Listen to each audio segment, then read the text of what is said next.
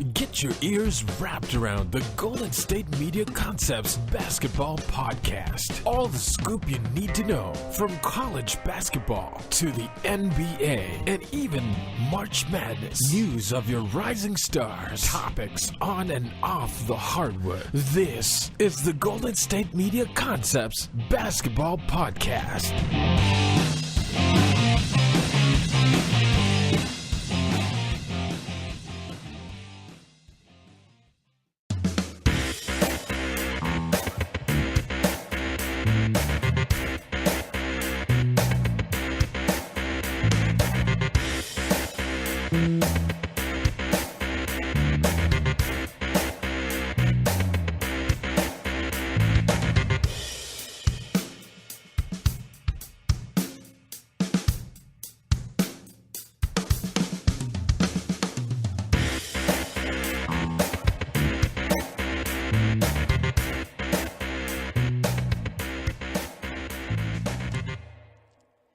Welcome everyone to the Golden State Media Concepts Basketball Podcast. I'm your host, Pauline, and today we have a lot of little things that I wanted to discuss.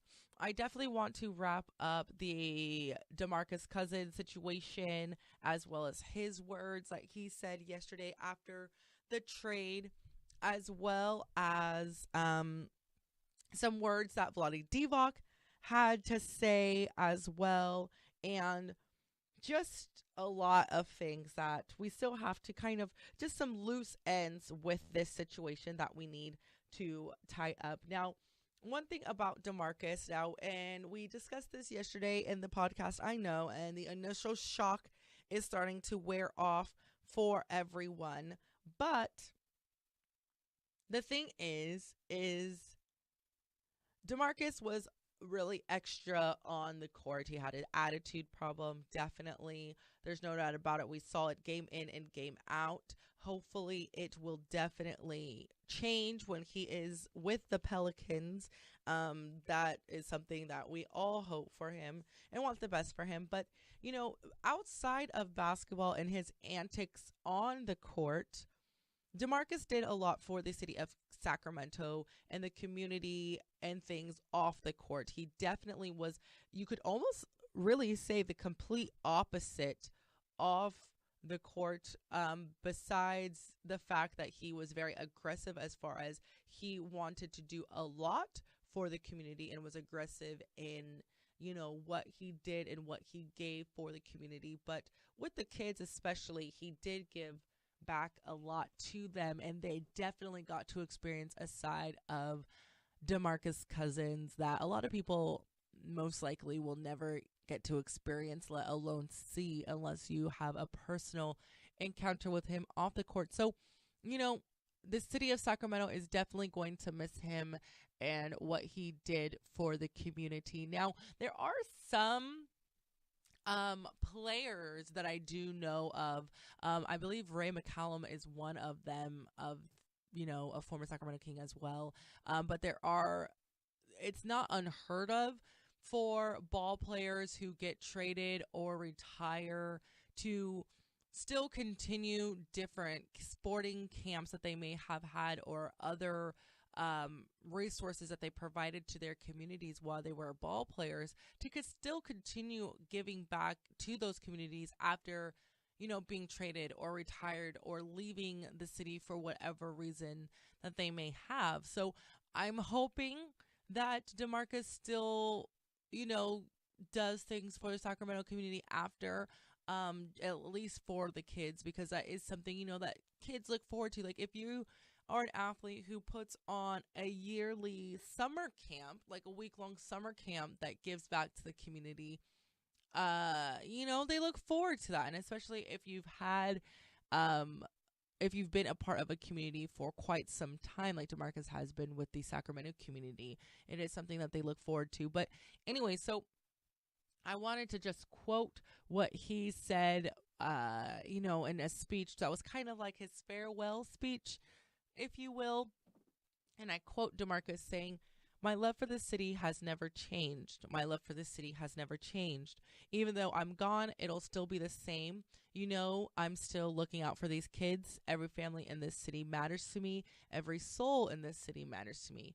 Everything's the same. I'm just not in a King's uniform anymore, which is okay because, you know, the love is still here.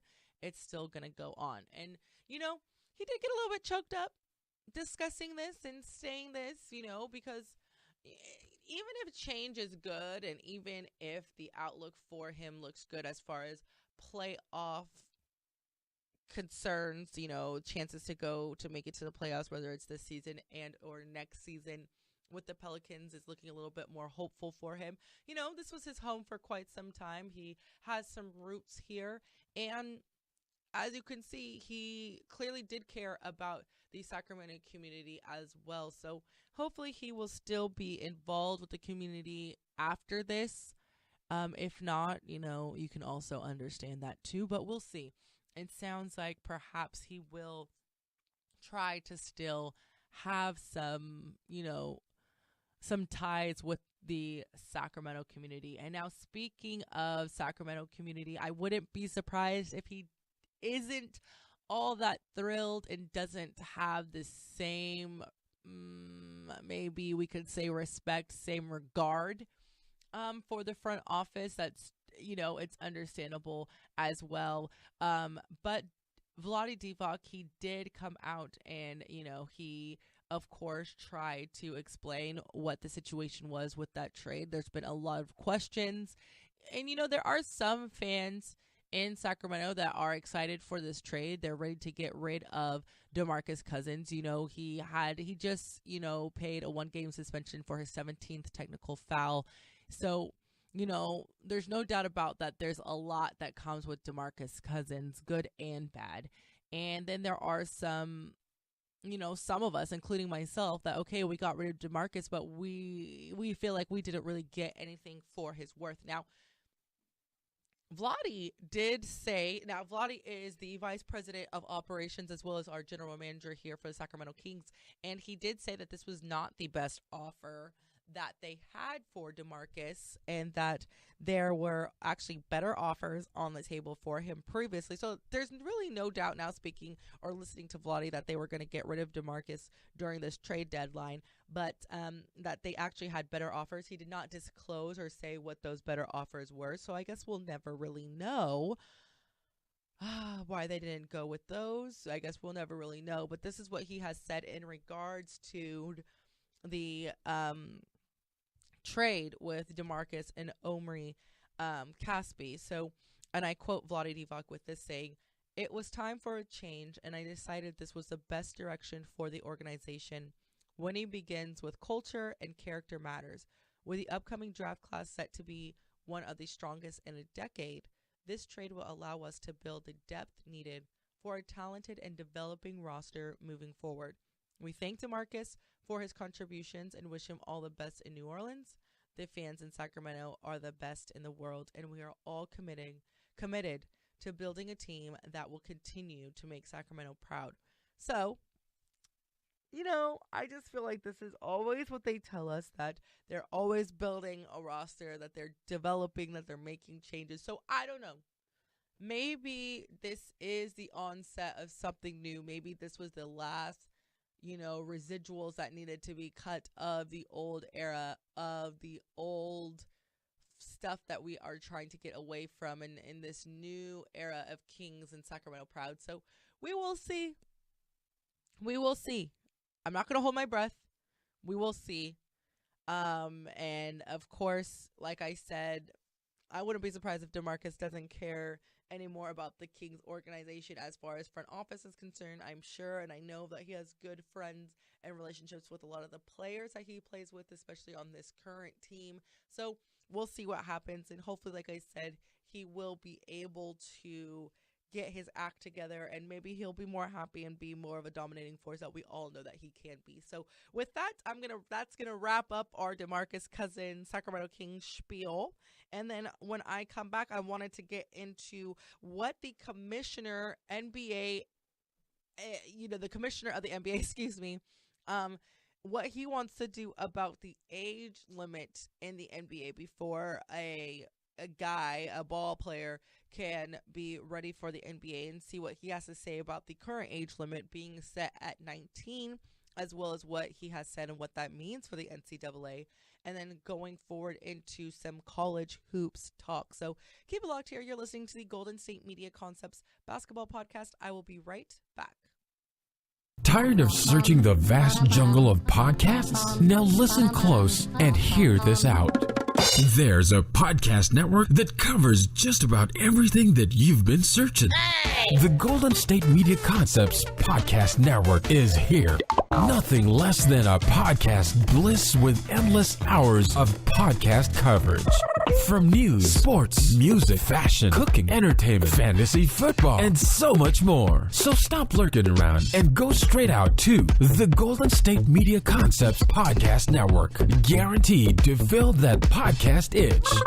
Whatever it may be. Visit us at www.gsmcpodcast.com. Follow us on Facebook and Twitter, and download us on iTunes, SoundCloud, and Google Play.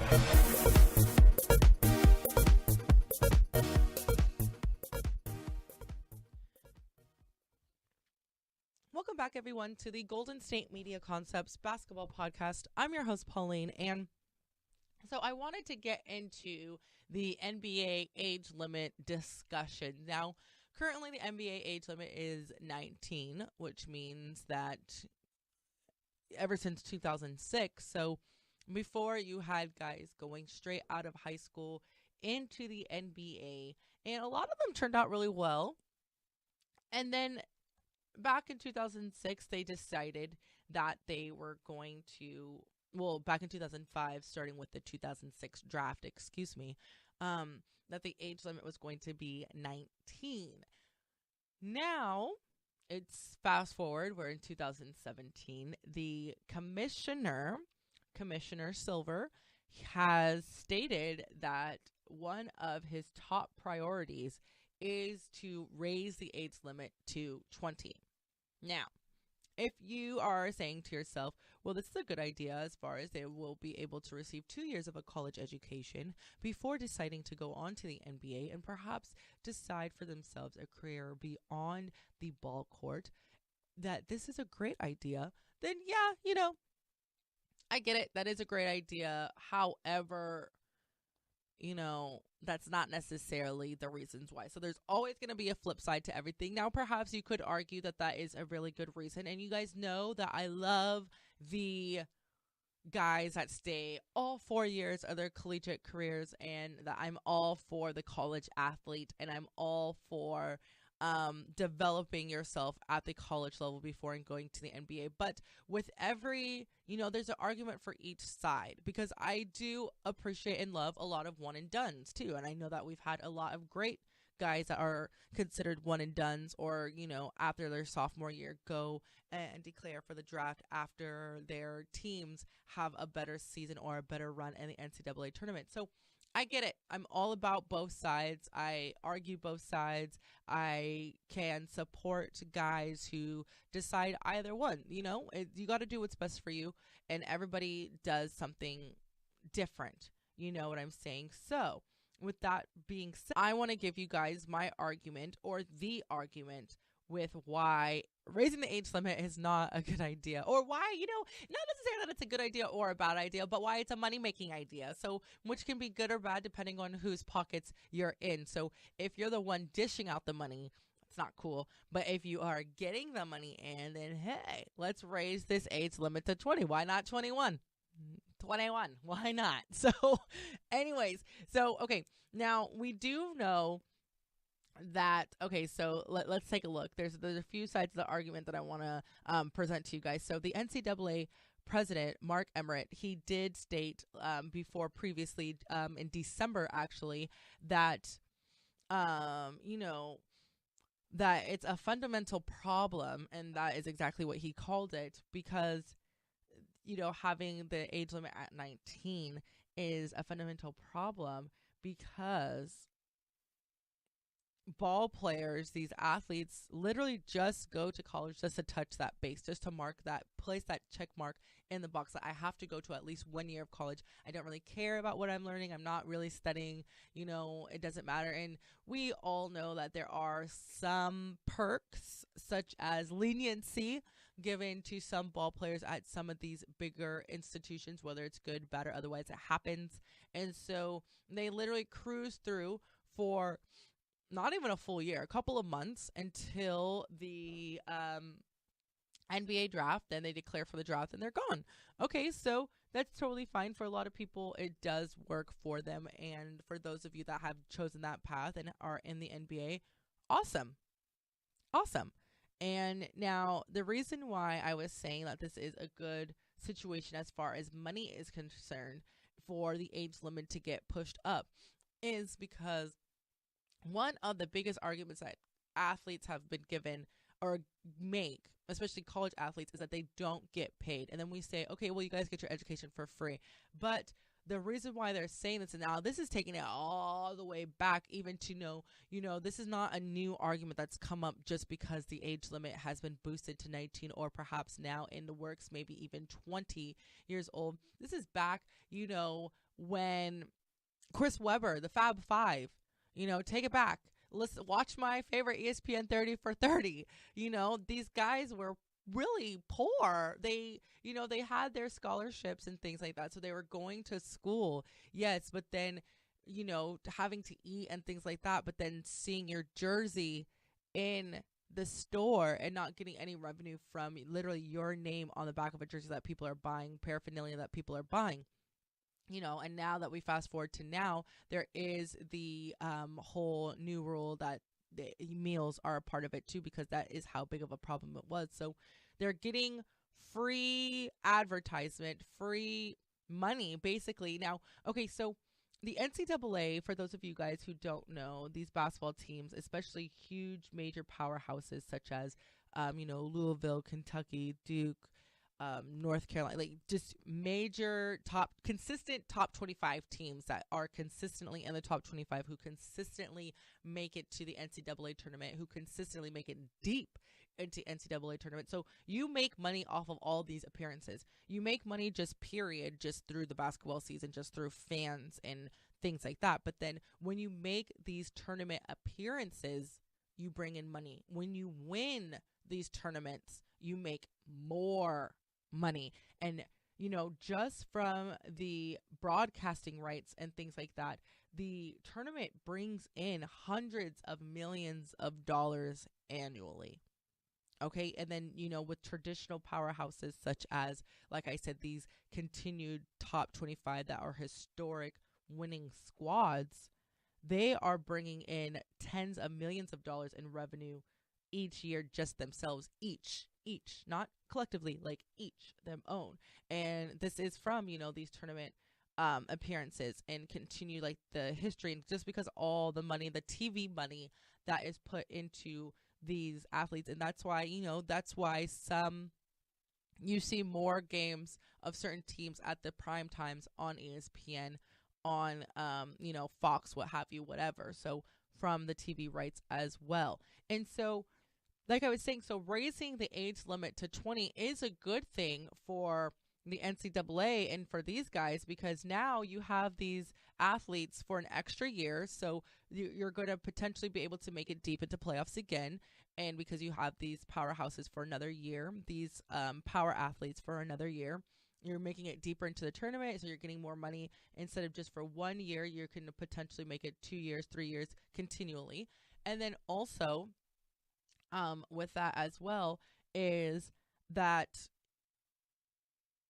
for the NCAA, excuse me, I just lost my train of thought, but for the NCAA, you don't really have to pay them. You're not losing a lot of money. Okay, so you're offering these guys scholarships for 2 years now. So say instead of 1 year, you're giving them 2 years of a scholarship, and you're paying for them to eat, live, and go to your school. That's nothing in comparison to the millions of dollars that you're bringing in as a squad as a whole. So, that's chump change. We have to house you. That's fine. Not a problem.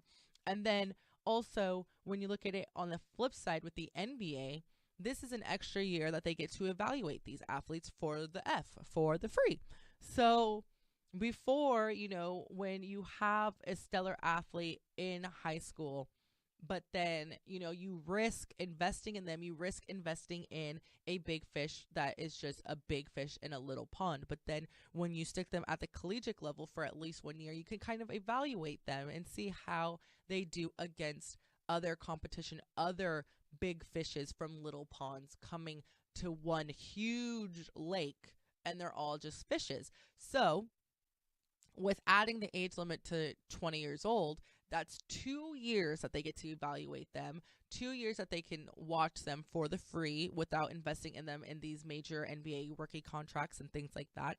And they can see, okay, so you did well your freshman year in college, but, was that just a lucky first year? How are you, year number 2, your sophomore year? They can, guys that they are kind of on the fence about, it can really make it or break it for them their sophomore year as well. So it works really well if you think about it. If raising the age limit, it works really well for the NBA and the NCAA, because the NBA gets to watch you and scout you for an extra year, gets to, see if you're really about it and see what it is that you really can produce, if you can be consistent. And then the NCAA, those colleges, they make a lot of money off of you. They that's point blank. You could bring in some more championships, perhaps. If you have a really strong squad, you can keep them together for longer. So I wouldn't be surprised if they do raise this age limit, because it looks a lot in the favor of the pocketbooks for these guys. But if they were doing it more for the education side, that would be one thing. But let's not kid ourselves. It's really not for the education side. It really is just for the benefits of the NBA and also the NCAA. Now, there are some, coaches and staff and things that believe that players could go straight to the, go from high school to pro. Louisville's men's basketball coach, the great Coach Pitino, he even said just last week that he, and I quote, "I'm very much in favor of high school kids going pro, and that that they shouldn't have to just go to college just to waste time in a way, because they are just kind of wasting time, especially if they just want to go straight to the NBA, and if they have the athleticism and the talent to just go straight to the NBA. Now, you could also go into the D League. You could go overseas, forfeit that year in university, but this is just more as a whole and a situation as a whole. So we will see. Now, if you guys remember back in 2005, the athletes and the ball players didn't want to raise that age limit to 19. However, during the collective bargaining agreement, bargaining and drafts and things like that, they were willing to up the age to 19. So if you guys are saying, well, the athletes don't want that, the players don't want that, that's not what they're going to do, they did do it before, and they agreed to it for other incentives and other things that they wanted to get instead. So that was something that was one of those sacrificial things that they had to do. So we'll see. And so and negotiating a contract, and we just talked about this yesterday with Ben, Buddy Hield, he's 24, DeMarcus Cousins, he's 24, 25. So they're all about like the same age, the age of 20, that 24, 25 age bracket. DeMarcus has been in the league. He's a 3-time All-Star. Buddy Hield, he's a rookie. So, negotiating a contract when you're, in the next 3-4 years. So we'll just say at the age of 29. And you can say, okay, I've been in the league X amount of years. I have this amount of all-star appearances, these accolades and things like that, these playoff appearances. This is my points per game, blah, blah, blah. And that's better to negotiate than saying, okay, I'm also 29, but I've been in the league only for 3 years and I haven't made it anywhere yet because I got traded to the Kings, so... So, and then also, it's easier to negotiate. And that's the other flip side of having these players come into the league late, after, raising the age limit, is the career lifespan. Guys at the age of 35, 36, they're starting to dwindle down. And so if you get into the league later, they're forcing to come in later. I don't know if that's going to extend the career average, age average. I don't know. So that's another thing that they're going to have to take a look at, is that now these life expectancies in the NBA are going to get shorter. The career expectancies, it's going to be shorter. Because if you're coming in at 20 and retiring at 35, that's only 15 years. Okay, that is a very long time, but versus when you could come straight out of high school versus when you could come right at 19 and things like that. So Buddy Hield, DeMarcus Cousins is a prime example of the experience at the same age and, what that means. But then I guess you could also argue that there's more wear and tear on DeMarcus's body in the NBA. So I don't know. We'll see. We'll see what happens. It could happen as early as 2017, where we hear some more talk as well as some changes with the age limit. So we'll see what that has to do once, or what changes will also accompany it as well. So with that, I'm going to take it to my last break of the show. And then when we come back, we're going to wrap it up with some college basketball. So keep it locked here. You're listening to the Golden State Media Concepts Basketball Podcast. Do you want to be healthier, yet you just don't know what to do? All these shows telling you this and that, but nothing seems to work. Well, listen close. Golden State Media Concepts has got something great for you. The Health and Wellness Podcast, dedicated to workout trends, healthy eating habits, diet, and everything about healthy living. Join us in our banters as we help you not just live life to the fullest, but live it to the healthiest.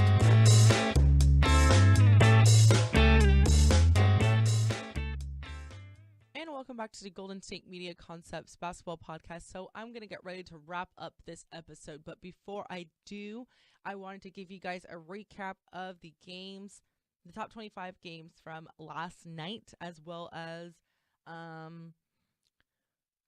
quite a bit of a scare that West Virginia had last night. So first off, we had Florida State, number 19, Florida State take on Boston College. They defeated them 104-72. They, outscored them. What really gave them that major win was they outscored them in the first half. Boston College only had 31, whereas Florida State had 55 in that game. Miami played University of Miami over in Florida, the Big U. They actually beat number 18 Virginia 54-84 in overtime. So that was an exciting game over there. And then West Virginia defeated Texas last night. West Virginia is ranked number 12. They are 10-5 in the Big 12. They beat Texas 77-62. Now, Bob Huggins of West Virginia, he is their coach there, and he had quite a scare last night by actually falling to his knees on the court during a break in action. So I'm assuming during something must have been a timeout or whatever it may have you. So he appeared to be clenching his chest, and was looked at by medical professionals shortly before halftime during that game. And he told ESPN that his defibrillator had actually gone off and that he is fine, but he felt that someone had slammed him into the back. And so, it's very, very scary, and especially he thought that he was, and it's interesting because he was actually afraid that he was going to get hit with a technical foul because he, fell to his knees on the court, and he was actually surprised that he did not.